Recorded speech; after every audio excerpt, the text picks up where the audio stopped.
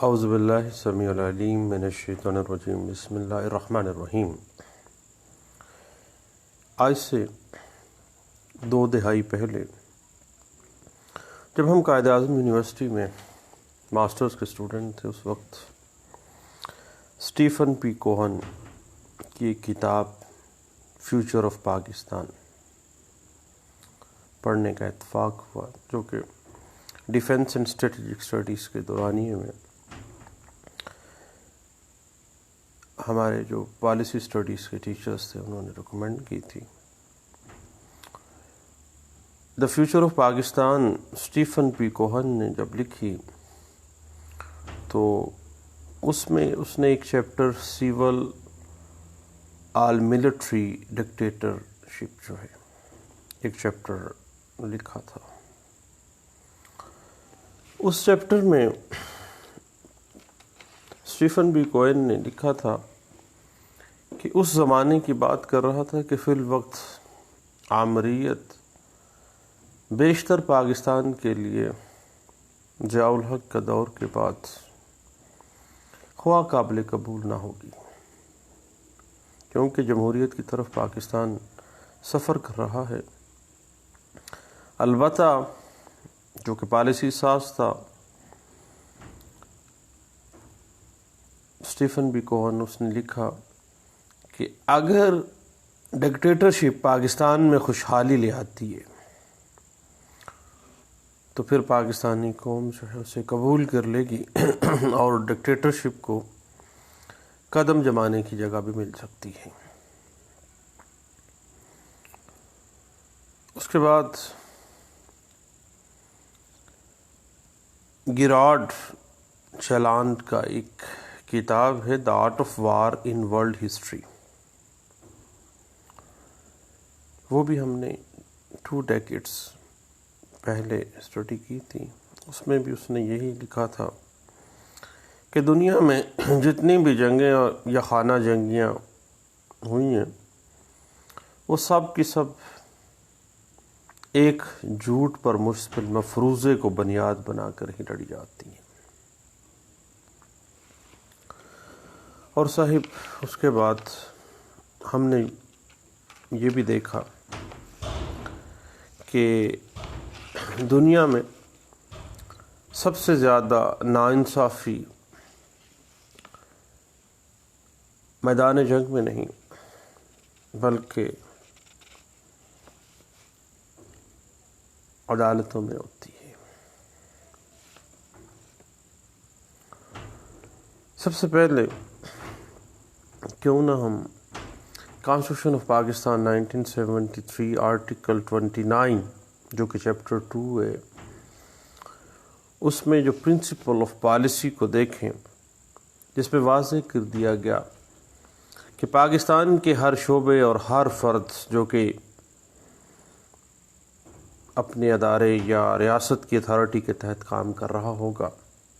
اس کی یہ ذمہ داری ہے کہ وہ پرنسپلز آف پالیسی کے تحت کام کرے۔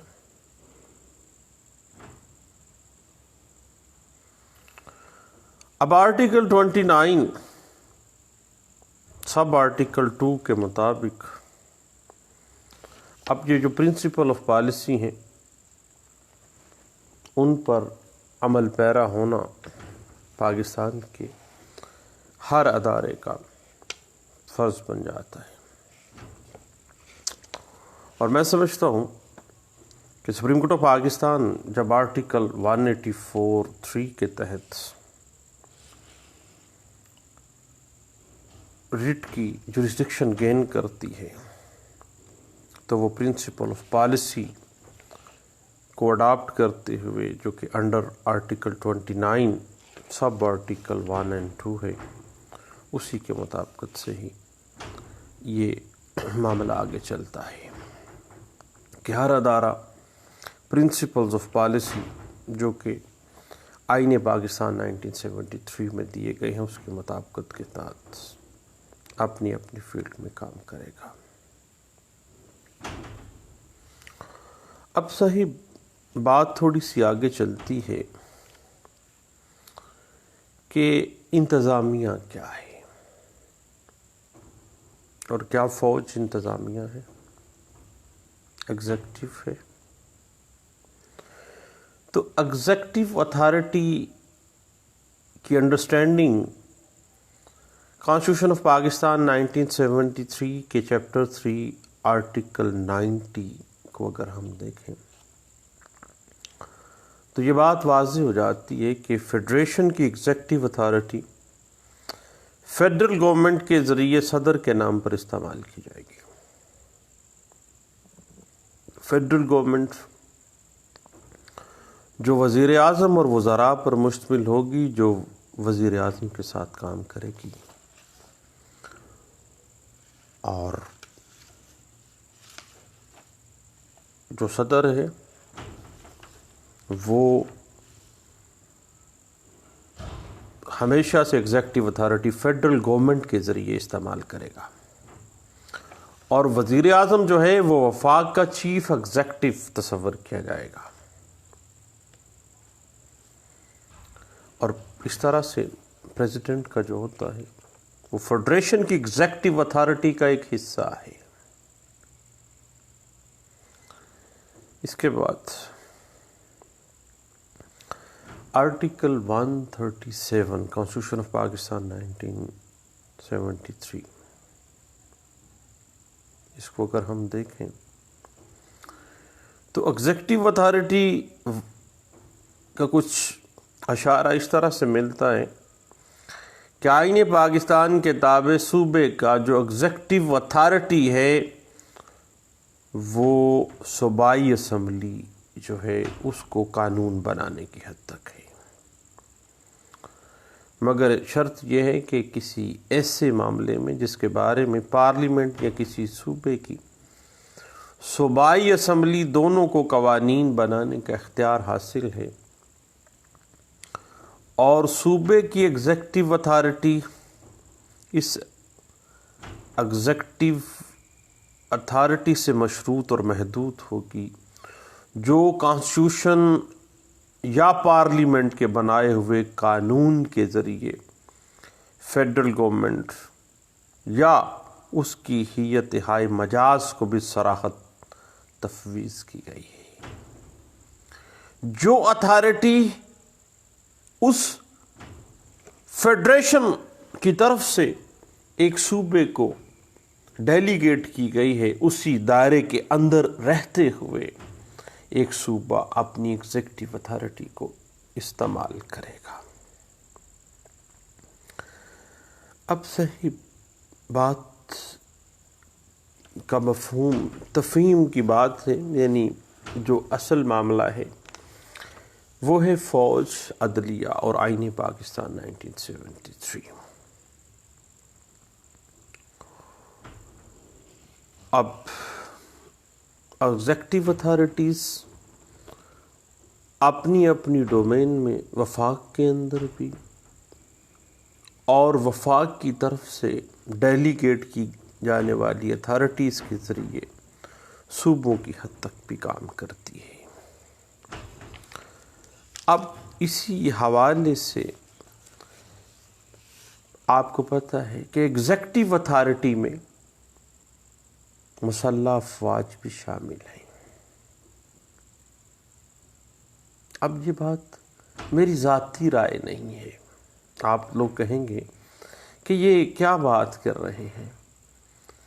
کہ مسلح افواج ایگزیکٹو اتھارٹی میں کیسے آ گئے، اور میری ذاتی رائے نہیں ہے، یہاں کوئی تاثر محض بھی نہیں ہے یا میری ذاتی کوئی انٹرپریٹیشن نہیں ہے. میں ریفر کرتا ہوں سپریم کورٹ آف پاکستان کا ایک land mark judgment, Sheikh Liaquat Hussain versus federation of Pakistan, PLD 1999، Supreme court of Pakistan, page 1153. اب اس کیس کے اندر Sheikh Liaquat Hussain versus federation of Pakistan میں سپریم کورٹ آف پاکستان بذات خود ایک فوج پاکستان کو ایگزیکٹو اتھارٹی کی ڈومین میں لے آئی ہے. اب پاکستان کے آئین 1973 کی جو اختیارات کی بنیاد ہے وہ 3 نکاتی تقسیم پر ہے: ایگزیکٹو، جوڈیشری اور لیجسلیچر، یعنی عدلیہ، مقننہ اور انتظامیہ اپنے متعلقہ دائرہ کار میں مکمل طور پر آزاد ہیں۔ اب یہ بات تھوڑی سی سپریشن آف پاور کو سامنے تو لے آتی ہے اور یہ واضح کر دیتی ہے کہ عدلیہ،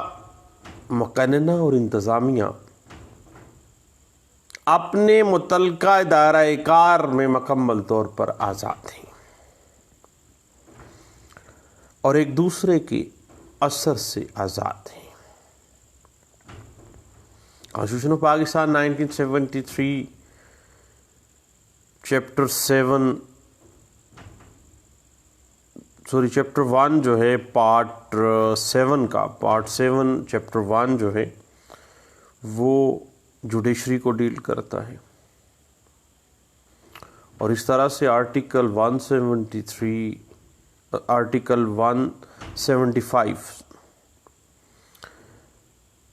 سب آرٹیکل 1 کے تحت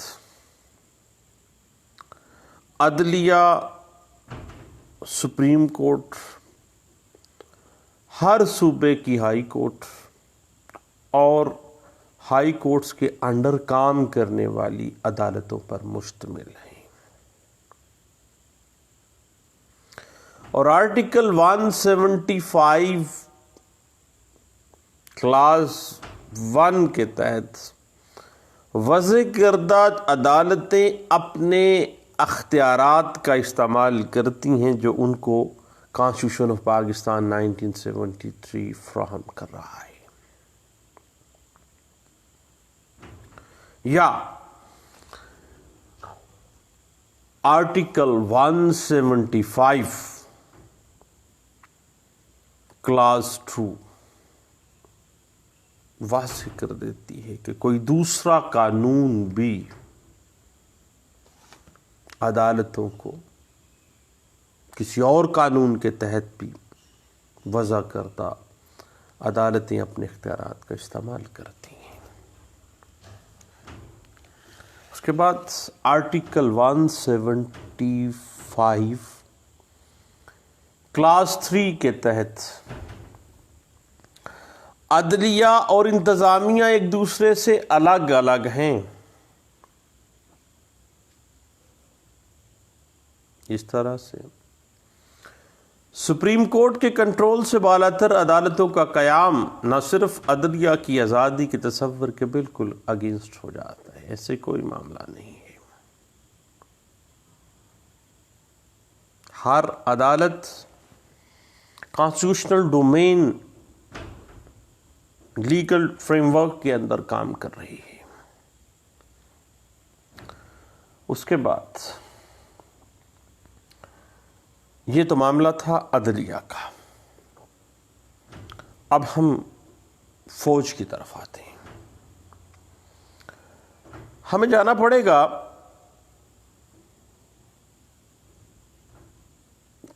کانسٹیٹیوشن آف پاکستان 1973 کے پارٹ 12 چیپٹر 2 آرٹیکل 243 اور آرٹیکل 245 کانسٹیٹیوشن آف پاکستان کے پاس۔ آرٹیکل 243 اور آرٹیکل 245 پاکستان کی مسلح افواج جو ہے اس سے ریلیٹڈ ہے۔ آرٹیکل 243 کے تحت مسلح افواج کی کمانڈ اینڈ کنٹرول فیڈریشن کے پاس سے، وفاقی حکومت کے پاس سے، اور پریزیڈنٹ آف پاکستان مسلح افواج کے سپریم کمانڈر کا درجہ رکھتا ہے، اور اس کو یہ آرٹیکل 243 کانسٹیٹیوشن آف پاکستان 1973 یہ اختیار دیتا ہے کہ صدر بری، بحری اور فضائی افواج کو قائم رکھنے، چلانے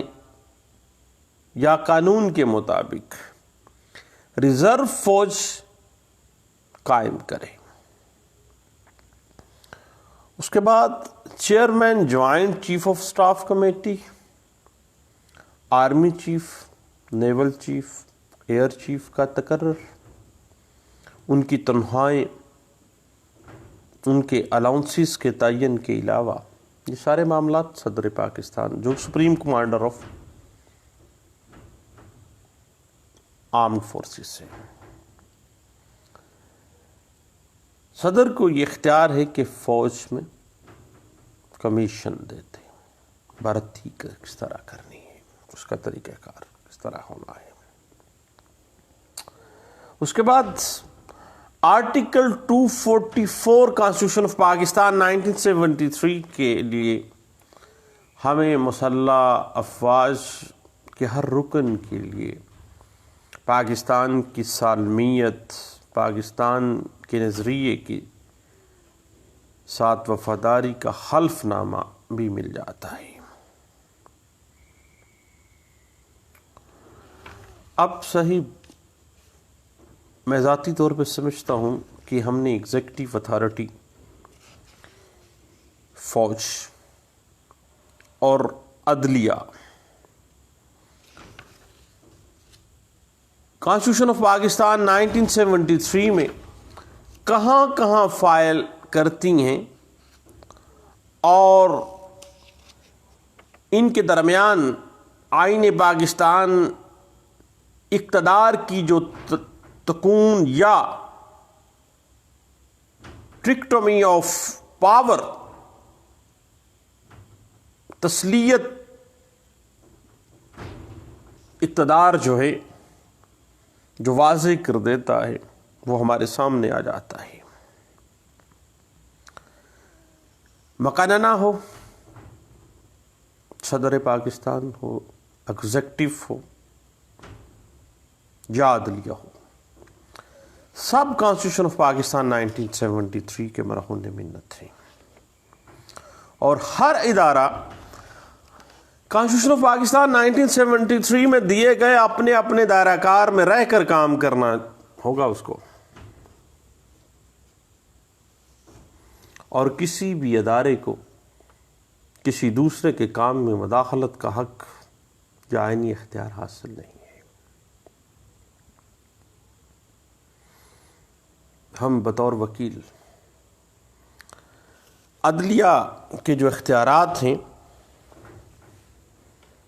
ان اختیارات کی کیا حدود و قیود ہیں جو کہ کانسٹیٹیوشن آف پاکستان 1973 کی کانسٹیٹیوشنل سکیم کے اندر دیے گئے ہیں، ہم نے ان کو بھی دیکھا ہے۔ اب صحیح اگر ہم دیکھتے ہیں کہ سپریم کورٹ آف پاکستان جو ہائر عدلیہ ہے پاکستان کی، آرٹیکل 140 184 سب سیکشن کلاس 3 کے تحت اپنے جوڈیشل پار رکھتی ہے، اور آئین پاکستان وفاق کو یہ پار دیتا ہے کہ ہر صوبے کو بیرونی جارحیت اور اندرونی خلفشار سے محفوظ رکھنے اور ہر صوبے کی حکومت کو کانسٹیٹیوشن آف پاکستان 1973 کے ڈومین میں چلانے کے لیے حکمت عملی پر پیرا عمل ہوگا۔ اب جہاں تک معاملہ تھوڑا سا ہم دیکھیں، چونکہ پاکستان کانسٹیٹیوشن آف پاکستان 1973 کے حوالے سے ہم نے مختلف معاملات کو دیکھا ہے، اور ہمیشہ سے ہم نے ایک کانفلکٹ دیکھی ہے مختلف اداروں کے درمیان،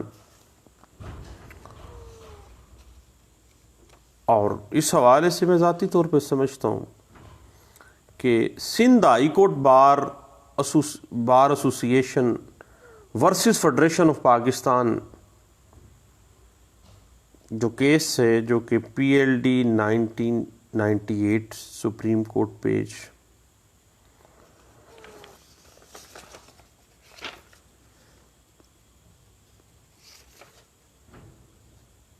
جو اس حوالے سے ہمیں کچھ گائیڈ لائنز دے دیتا ہے، اگر ہم اسی کو تھوڑا سا دیکھیں تو یہ بات ہم پہ واضح ہو جاتی ہے کہ پاکستان کا جو آئین ہے وہ ہر اعتبار سے ہر ادارے کو یہ وضاحت دے دیتا ہے کہ آپ نے اپنے اپنے ڈومین میں رہ کے اپنے اپنے جو اختیارات ہیں جو آئین پاکستان آپ کو دے رہا ہے اس کے مطابق آپ نے اپنے کام کرنے ہیں۔ اور اس کے بعد میں یہ ذاتی طور پہ سمجھتا ہوں کہ 18ویں ترمیم میں جب آرٹیکل 10A ایجاد کیا گیا تھا، جس میں یہ واضح کر دیا گیا تھا کہ کسی فرد کو اس کے شہری حقوق اور ذمہ داریوں کے تعین یا کسی کریمنل ٹرائل میں فیئر ٹرائل اور ڈیو پروسیس آف لا کا حق حاصل ہوگا۔ یہ بنیادی طور پر پاکستان کے اداروں کو پابند کرنے کے لیے تھا کہ پاکستان کا جو شہری ہے اس کو رائٹ ٹو فیئر ٹرائل اور right to due process of law کا حق، جو حق ہے وہ آئین دے گا۔ اور اسی حوالے سے ہم نے پہلے بھی بات کی ہے آرٹیکل 29 کلاس 2 کی، کہ جو حکمت عملی پرنسپل آف پالیسی جو بھی وضاحت کی گئی ہے آئین پاکستان میں، اس کے مطابقت سے تمام ادارے جو ہیں وہ پرنسپلز آف پالیسی کو اڈاپٹ کرنے کے پابند ہوں گے۔ اس حوالے سے ہم تھوڑا سا دیکھ لیتے ہیں کہ آئین پاکستان اسٹیٹ کو کس طرح سے لیتا ہے۔ اگر ہم آرٹیکل 7 کانسٹیٹیوشن آف پاکستان 1973 کو مد نظر رکھتے ہوئے دیکھیں تو مملکت، federal government, parliament, provincial governments یا پاکستان میں لوکل جو گورنمنٹس ہیں، لوکل جو باڈیز ہیں جن کو آئین کے اندر کوئی اختیار دیا گیا ہے، وہ ریاست کی ڈومین میں آتے ہوئے ریاست کے اندر رہتے ہوئے اپنے معاملات کو سر انجام دیتے ہیں۔ اور اس طرح سے ریاست کا جو mechanism article 7 constitution of Pakistan 1973 ہمیں واضح کر دیتا ہے، وہ ہم پہ یہ بات واضح کر دیتا ہے کہ ہر ریاستی مشینری، ہر ریاستی میکانزم، خواہ وہ صوبائی ہے یا وفاقی، نہ صرف مؤثر اور موجود ہیں بلکہ تمام تر ریاستی مشینری اپنی بہترین صلاحیت بروئے کار لاتے ہوئے لا اینڈ آرڈر کی جو سچویشنز ہیں پوری اسٹیٹ کے اندر اس کی بہتری کے لیے کام کرتی ہے. اب بات اس تو یہاں تک ہے کہ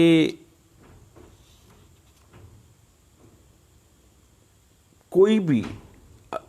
جو ادارہ ہے، خواہ وہ فوج ہے یا عدلیہ ہے یا لیجسلیچر ہے، کیا آئین ان کو ماورائے آئین اور ماورائے قانون کسی قسم کی کوئی اقدامات اٹھانے کی اجازت دیتا ہے؟ جبکہ ہم article 10A constitution of Pakistan 1973 right to fair trial and due process of law یہ بھی بات کر رہے ہیں.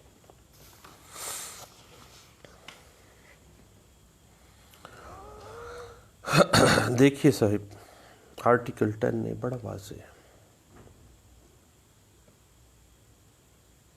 اور یہ واضح کر دیتا ہے کہ ریاست امن بھی قائم کرے گی اور ریاست اپنے شہری کو فیئر ٹرائل، انصاف اور due process of law provide بھی کرے گی. اب صاحب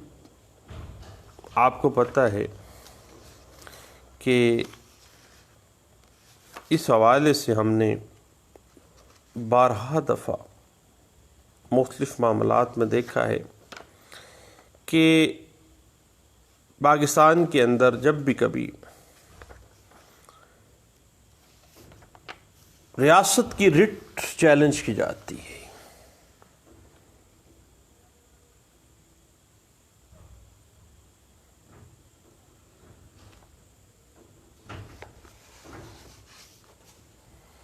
تو پھر جس طرح سے معاملات سامنے آتے ہیں اس کو اگر ہم دیکھنا چاہیں تو اس سے پہلے کیوں نہ ہم آرٹیکل 4 کلاز 1C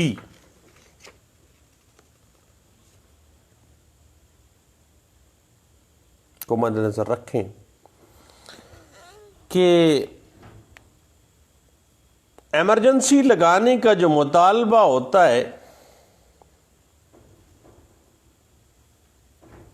وہ کس حد تک نظام زندگی کو ایک پاکستان کی ریاست میں ڈسٹرب کر سکتا ہے،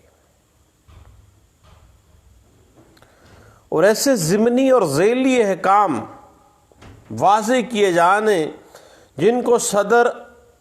اعلان کی غرض و آیت کو عمل میں لانے کے لیے ضروری یا مناسب خیال کرتا ہے. اب ایسے معاملات میں ایسے احکامات بھی شامل ہوتے ہیں جو صوبے کے کسی ادارے یا ہیئت سے متعلق دستور کے کسی حکم پر عمل درآمد کو مکمل طور پر یا جزوی طور پر معطل کرنے کے لیے بھی ہوتے ہیں. ڈیکلریشن آف ایمرجنسی، آرٹیکل 232 اور آرٹیکل 234 کو بھی مد نظر رکھنا پڑے گا ہمیں.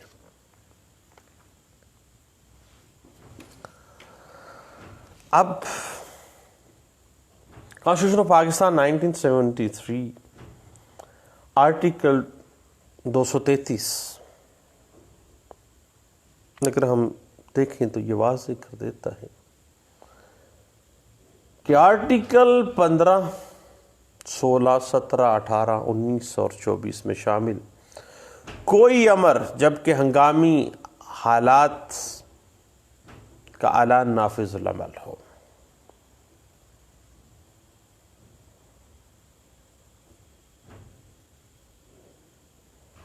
تو پھر کیا ہوگا؟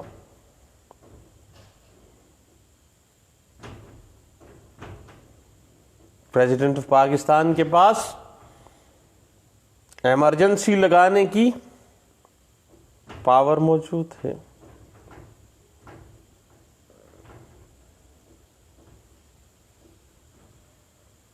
اور اسی دورانیے میں ہنگامی حالت کا اعلان نافذ العمل ہو جاتا ہے. President of Pakistan proclamation of emergency لے آتے ہیں۔ اب جہاں تک معاملہ ہے نا صاحب آرٹیکل 234 کلاس 1 کا، تو اس میں صورتحال ہر چیز کی واضح ہو جاتی ہے کہ اگر پریزیڈنٹ کسی صوبے کے گورنر کی طرف سے کوئی رپورٹ موصول ہونے پر یا بصورت دیگر بھی مطمئن ہو جاتے ہیں کہ ایسی صورتحال ملک کے اندر پیدا ہو گئی یا ملک کے کسی حصے میں پیدا ہو گئی ہے جس میں صوبے کی حکومت دستور کے احکامات کے مطابق نہیں چلائی جا سکتی، تو آرٹیکل 234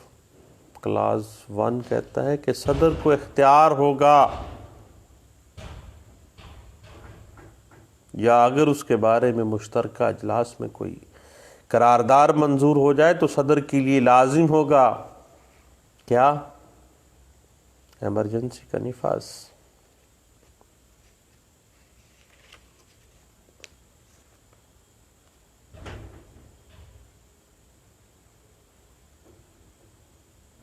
اب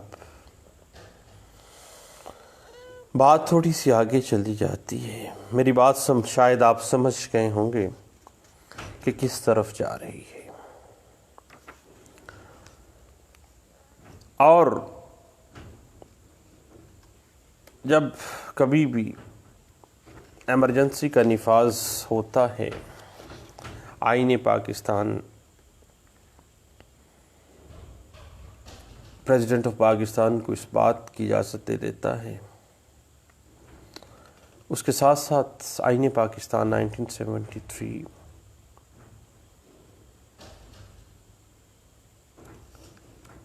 عدالت کو آرٹیکل 184(3)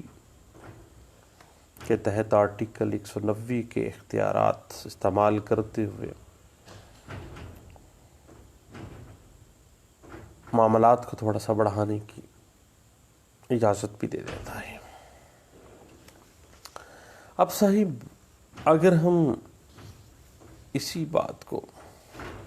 تھوڑا سا آگے لیے چلتے ہیں کہ عدلیہ اور انتظامیہ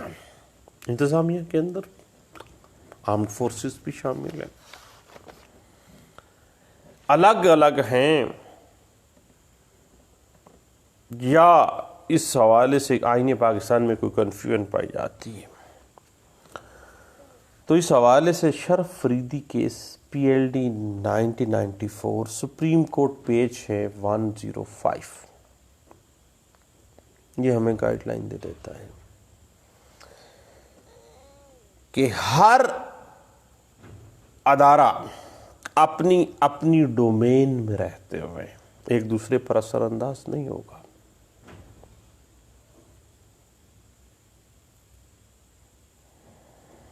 اس کے بعد PLD 2009 سپریم کورٹ پیج 879،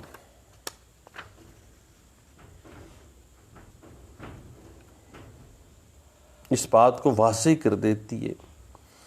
کہ پاکستان کی ہسٹری کے اندر آئین سے زیادہ تر انحراف اس لیے نہیں کیا گیا، ایمرجنسی صرف اسی وجہ سے نافذ نہیں کی گئی ہے کہ کانسٹیٹیوشن آف پاکستان میں ملک کے مسائل کا حل موجود نہیں تھا، اس کی وجہ کوئی اور ہے۔ اسی لیے تو صاحب کہا جاتا ہے کہ دنیا کی سب سے بڑی ناانصافیاں جنگ کے میدانوں میں نہیں بلکہ کمرہ عدالت میں ہوتی ہیں۔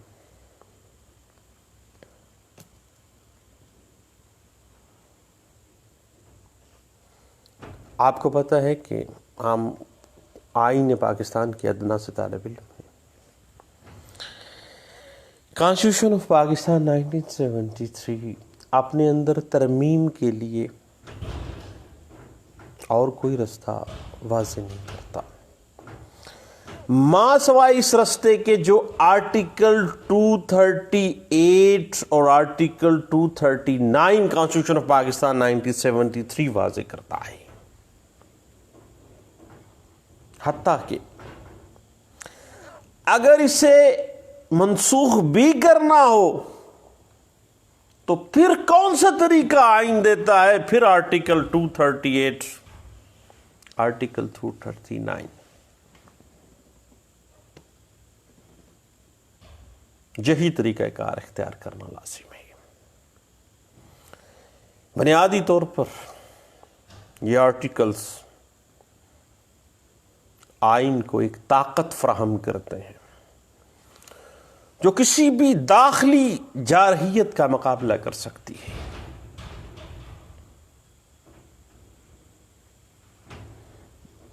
پاکستان کی اگر ہم ہسٹری میں جائیں نا تھوڑا سا، تو جب کبھی بھی اقتدار پر آمریت آئی ہے تو ڈاکٹرائن آف نیسیسٹی تو ہم پہلے بھی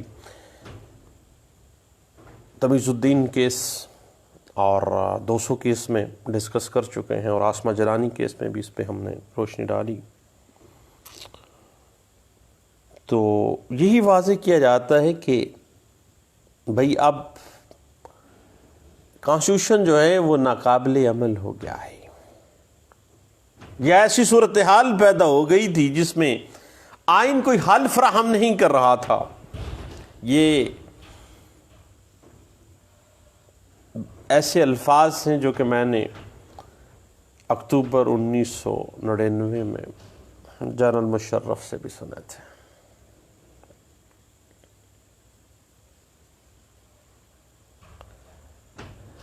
سچی بات پتہ کیا ہے؟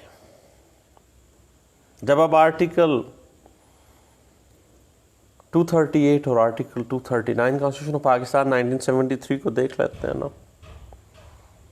تو پھر واضح ہو جاتا ہے کہ جب بھی کبھی آمریت آتی ہے تو آئین ناقابل عمل نہیں ہوتا ہے. نہ ہی کوئی ایسی صورتحال پیدا ہوتی ہے کہ آئین اس کا حل نہ دے رہا ہو، بلکہ حقیقت یہ ہوتی ہے کہ ایگزیکٹوز جو ہیں، جو اقتدار پہ بیٹھے ہوئے لوگ ہیں، وہ آئین پر عمل نہیں کرنا چاہتے ہیں.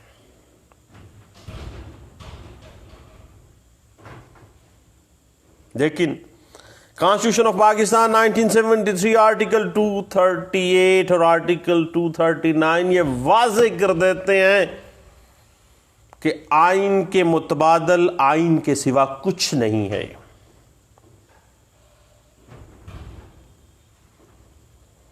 یاد رکھیے گا کہ دنیا کا کوئی بھی آئینی نظام غیر آئینی طریقے سے نہیں چلایا جا سکتا. اگر کوئی ایسا سوچتا ہے تو وہ انکانسٹیٹیوشنل ہے. اب صاحب اگر اس حوالے سے میں PLD 2009 سپریم کورٹ پیج 1066 کو ریفر کرتا ہوں کہ آرٹیکل 238 اور آرٹیکل 239 کی انٹرپریٹیشن بڑے اچھے انداز سے کر دیتا ہے.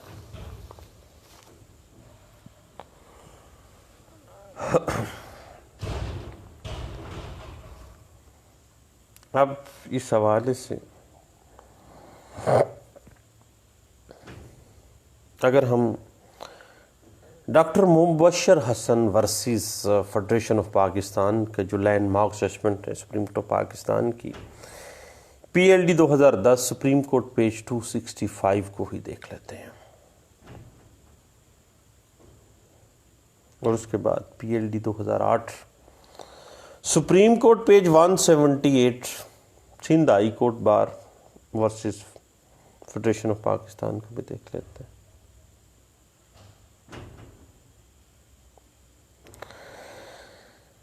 اس زمانے کے تناظر میں NRO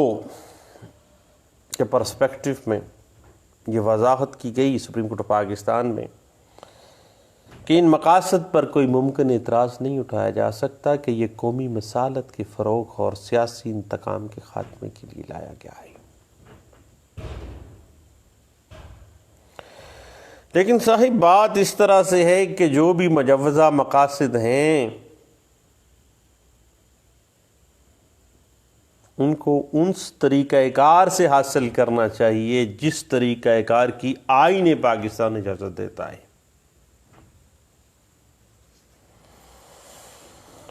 کیونکہ یہ ان کا فرض ہے ایگزیکٹوز کا کہ اپنے سامنے لائے گئے مسائل کا فیصلہ کرتے وقت آئین کی روح کے مطابق اور آئین کے تحت بنائے گئے قوانین کے مطابق وہ فیصلہ کریں گے. اور ایک عدالت فیصلہ کرتے ہوئے اس راستے سے ہٹ جاتی ہے اگر، اور یہ فیصلہ کرنے بیٹھ جائے کہ کیا اچھا ہے لوگوں کے لیے اور کیا برا ہے لوگوں کے لیے، تو پھر بھائی ناگزیر طور پر ڈاکٹرائن آف نیسیسٹی جو ہے مولوی سمیع الدین کیس والی، وہ ادھر ہی جا کے عدالت بیٹھ جائے گی. پھر مولوی سمیع الدین کیس نظریہ ضرورت تو سامنے بات آ گئی اور وہ لیجیٹیمیٹ ہو جاتا ہے، اور اس کے منطقی نتائج مولوی سمیع الدین کیس کے بعد نظریہ ضرورت کے جو ہم نے بھگتے ہیں آج تک بھگتتے آ رہے ہیں وہ آپ کے سامنے ہیں. اور اس کے بعد سپریم کورٹ آف پاکستان نے Sindh high court bar versus federation of Pakistan کے کیس میں بھی یہ واضح کر دیا تھا کہ کبھی بھی ایگزیکٹوز آئین اور قانون پر سختی سے کاربند ہونے کے راستے سے انحراف نہیں کرے گی. اب یہ بات عوام کے منتخب نمائندوں پر چھوڑ دینی چاہیے کہ کیا اچھا ہے کیا برا ہے، اور ان کو بھی یہ فیصلہ جو ہے کیا اچھا ہے کیا برا ہے آئین کے جو ڈیفائنڈ لمیٹیشن ہیں، جو مقننہ میں بیٹھے ہوئے عوام کے نمائندوں کو within the domain of constitution دی گئی ہیں، ان لمیٹیشنز کے اندر بیٹھتے ہوئے وہ یہ فیصلہ کریں گے کہ عوام کے لیے کیا اچھا ہے کیا برا ہے. یہ فیصلہ کرنا عدالت کی ذمہ داری نہیں ہے. اگر ایسا ہو جائے تو P L D 2010 supreme court page 265 doctor Mubashir Hassan versus federation of Pakistan واضح کر دیتا ہے کہ پھر تو ڈاکٹرائن آف نیسیسٹی پہ جانا پڑے گا آپ کو. بات وہی ہے صاحب کہ it is not the court of justice, it is the court of law. اور بات پی L D 2008 supreme court page 178 پہ جا رکتی ہے.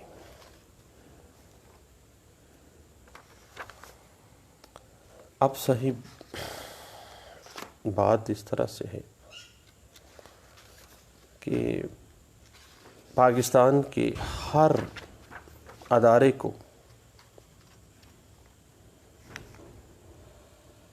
اپنی اپنی ڈومین میں رہنا ہے. حتیٰ کہ آرٹیکل 232 میں ایمرجنسی کا نفاذ بھی ہے تو with in the domain of constitution. آئین سے ماورا کوئی نہیں ہے، کوئی بھی نہیں ہے، خواہ وہ ایگزیکٹو ہی کیوں. اب بات اس طرح سے ہے کہ کانسٹیٹیوشن آف پاکستان 1973 آرٹیکل 190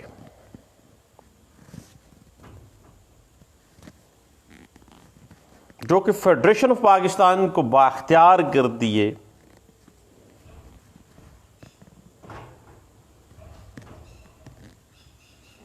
کہ جب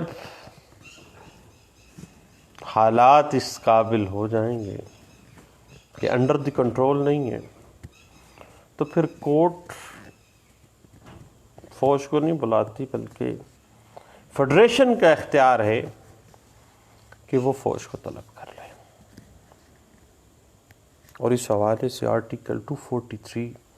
اور آرٹیکل 245 کانسٹیٹیوشن آف پاکستان 1973 جو ہے وہ واضح کر دیتی ہے کہ وفاقی حکومت کے پاس آرمڈ فورسز کی کمانڈ اینڈ کنٹرول ہے، اور آرمڈ فورسز کے جو سپریم کمانڈر ہیں he will be the president of Pakistan. اب یہ ہے کہ آرٹیکل 245 کلاز 1 کے تحت وفاقی حکومت کی ہدایت پر سول انتظامیہ کی معاون یا ان کی ہیلپ کرنے کے لیے طلب کیا جا سکتا ہے. اب صاحب اگر ہم آرٹیکل 243 اور آرٹیکل 245 کو ملا کے پڑھ لینا تو بات وہی ہے کہ مسلح افواج وفاقی حکومت کی ہدایت کے تحت بیرونی جارحیت یا جنگ کے خطرے کے خلاف پاکستان کا دفاع کریں گی اور قانون کے تابع شہری حکام کی مدد کے لیے جب ایسا کرنے کے لیے طلب کی جائیں گی تو سول انتظامیہ کی ہیلپ کریں گی، اور تاکہ آئین کے ضابطہ کے مطابق جو انتظام و انصرام ہے وہ سول انتظامیہ چلا سکے.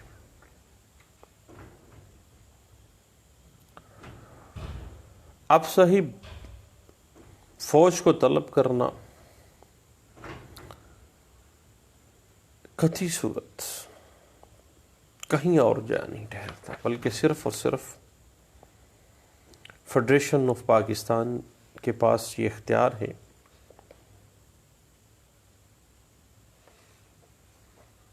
کہ وہ سول انتظامیہ کی ہیلپ کے لیے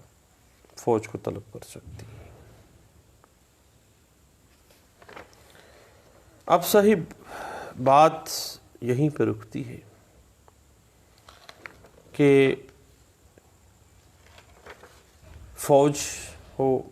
عدلیہ ہو، ان کا کام آئین پاکستان کی بالادستی ہے، اور تمام ادارے اپنی آئینی حدود کے اندر رہتے ہوئے آئین پاکستان کی بالادستی کے لیے، آئین پاکستان کے اصول و ضوابط کو نافذ العمل بنانے کے لیے حرکت میں آئیں گے، اور اپنی ڈومین میں اپنی کانسٹیٹیوشنل ڈومینز کے اندر وہ کام کریں گے. تو چند باتیں تھیں جو کہ فوج، عدلیہ اور آئین پاکستان 1973 کے ڈومین میں گھومتی تھیں. میں نے کہا کہ ایک ایسی گپ شپ ہے جو کہ سب دوستوں کے ساتھ شیئر کی جانی چاہیے. دعاؤں میں یاد رکھیے گا. دوبارہ انشاءاللہ اس ٹاپک کو چھیڑیں گے اور پھر آگے نکلیں گے انشاءاللہ. دعاؤں میں یاد رکھیے گا. Thank you. اللہ حافظ.